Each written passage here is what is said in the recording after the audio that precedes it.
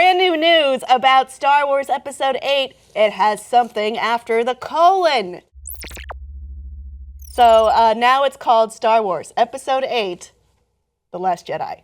And Yes. we were talking about what we know so far about this, and the answer is not very much. Nothing. This picture that we have of Star Wars The Last Jedi is like the most we have so far. Oh, it's beautiful. And there's only okay, you can guess what The Last Jedi means, which we will, but it's red. It's always been yellow. Yeah. Now it's red. What does that mean? Sith the overtones? Murder most foul? I don't know, but I would view it as an ominous tone. Yeah, very scary, very blood is red.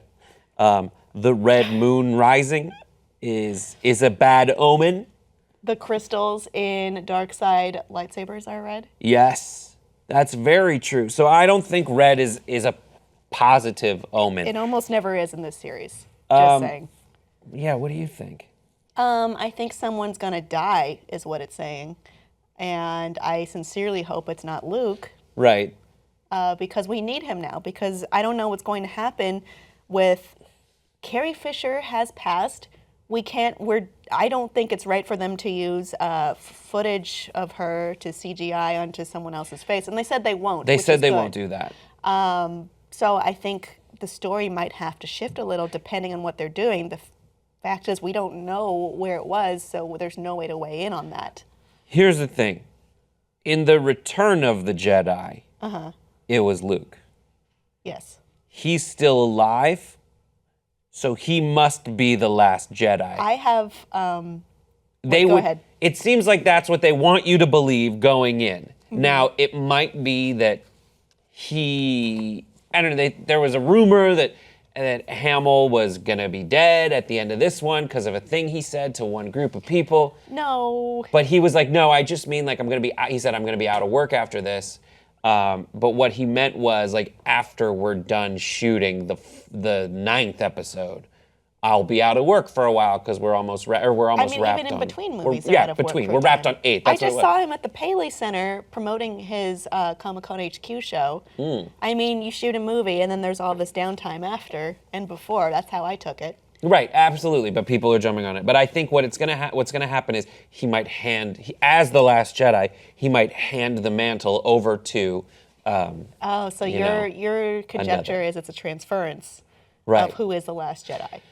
My conjecture is Jedi is also the plural of Jedi, so it could mean more than one Jedi. Huh? Wow. It's not that. Jedis. Luke and Rey, is that his daughter? I mean, it certainly seems to be the popular consensus, and it seems to be the way that we're being led to believe. That's not the question I asked. I asked you. The answer is inconclusive. So, but I want your opinion. Oh, if I think she is? If you think it is. I used to think yes, and now I think no. Why do you think no? Because it's too easy. It's too easy. However, the episode 7 was very similar plot-wise and people are related-wise to the previous every going into the meta, this is the story of the Skywalkers, which is why we have Rogue One, a Star Wars story, separated because it's not about them. Right. So if you view Star Wars as being the chronicles of the Skywalker clan, then probably.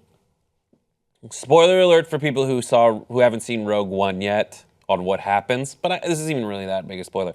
People are allowed to die in that. Yeah. They used that as a way to kind of get away from the everyone kind of survives, but people die in episode 7, so they're kind of moving away. People die in every single movie.